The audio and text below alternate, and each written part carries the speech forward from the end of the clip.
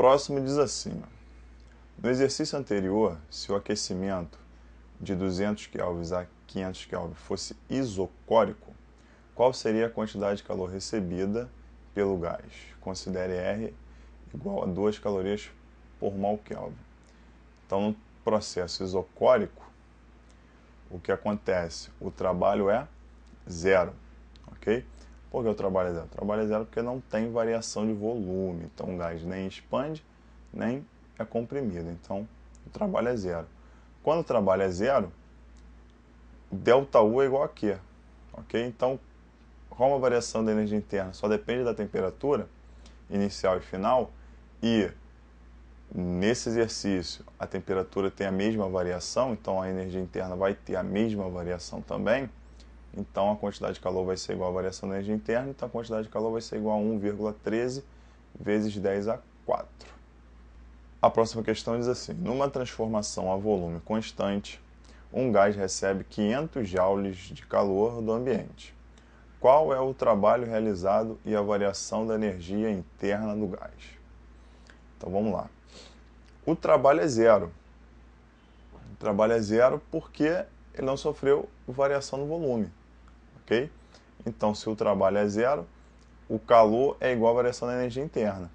E ele diz que o calor é 500 joules, então a variação da energia interna é 500 joules. Então, nessa questão, só você tem que estar atento que o trabalho é igual a zero, ok? A questão seguinte fala assim, ó, o gráfico corresponde ao aquecimento isocórico de 1 mol de gás perfeito, cujo calor molar a volume constante é 2,98 calorias por mol Kelvin. Sendo a constante universal dos gases ideais R igual a 8,31 joules por mol Kelvin, e sabendo que uma caloria é igual a 4,18 joules, determine, na letra A, o volume do gás durante o processo. Então, a gente analisa o gráfico e vê aí que a pressão contra a temperatura tem o ponto de partida e o ponto de chegada, o ponto inicial e o ponto final. Então, a gente vai usar esses valores que o gráfico nos fornece. Vamos ver como é que fica aí a letra A. O volume a gente vai calcular usando a equação de Clapeyron, PV igual a nRT. Então a gente escolhe um dos dois pontos, ou o ponto inicial ou o ponto final, tanto faz, porque o volume é igual nos dois, então vai ficar, ó, 400 vezes V é igual a 1, porque o número de mols é 1, vezes 8,31, que é o valor da constante, vezes a temperatura 100. Fazendo essa conta, a gente chega no volume de 2,08 metros cúbicos. Na letra B, ele quer saber a quantidade de calor recebida pelo gás, né? Então aí já é a volume constante. Então a gente vai usar Q é igual a N CV ΔT, onde esse CV é o calor específico a volume constante. Então vai ficar Q igual a 1 vezes 2,98 vezes 150, que foi a variação de temperatura. A gente chega que o valor de Q é 447. Só que isso está em calorias, então é 447 calorias, tem que passar para joule. Então a gente vai pegar 447 e multiplicar por 4,18, porque no próprio enunciado vem dizendo que uma caloria é igual a 4,18 joules. Fazendo essa conta, a gente chega que a quantidade de calor é igual a 1,868 vezes 10 a 3 joules. A variação da energia interna do gás, a gente tem que ΔU é igual a Q, porque não tem trabalho. Foi um processo isovolumétrico. Não houve variação de volume, então o trabalho é zero. Então, a variação da energia interna vai ser igual à quantidade de calor.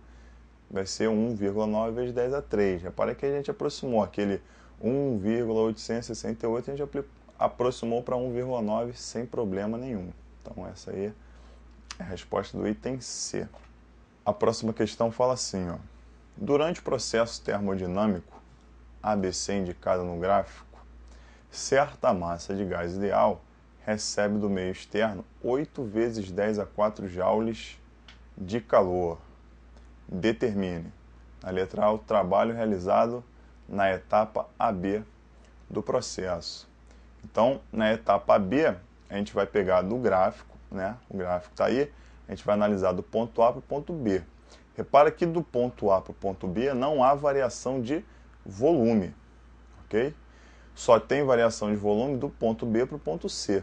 Significa que do ponto A ao ponto B, por se tratar de uma transformação isocórica, isovolumétrica ou isométrica, é a mesma coisa, isso tudo, o trabalho vai ser zero, porque não há variação de volume, ok?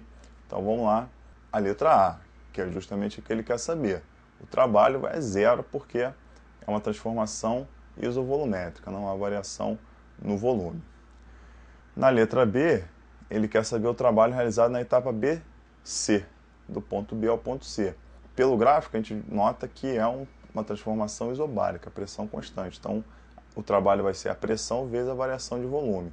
Então, vai ficar 5 vezes 10 a 4 vezes 0,4. Okay? Então, o trabalho é igual a 2 vezes 10 a 4 joules. Na letra C, ele quer saber o trabalho total de A, B, C. Então, para ele sair de A e chegar a C pelo caminho ABC, é só somar o trabalho de cada etapa. De A para B é 0 e de B para C é 2 vezes 10 a 4. Então, o total é 0 mais 2 vezes 10 a 4, que dá 2 vezes 10 a 4. Não precisa nem somar o zero aí. É só jogar direto que o trabalho total é igual a 2 vezes 10 a 4 joules. A variação de energia interna sofrida pelo gás no processo. Ele dá no enunciado a quantidade de calor envolvida no processo, que é 8 vezes 10 a 4 joules.